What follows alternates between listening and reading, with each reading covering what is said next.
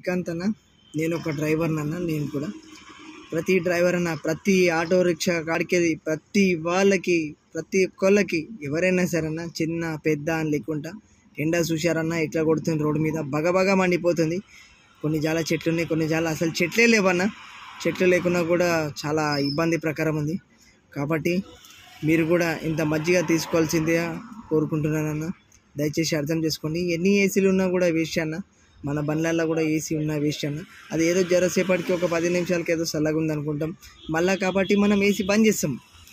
మనం మంచుకుంటేనే ఏదైనా పొద్దునగా రాత్రి అనగా మనం కష్టపడి 1500 చేసుకుంటాం, ఇంటికి పోతాం.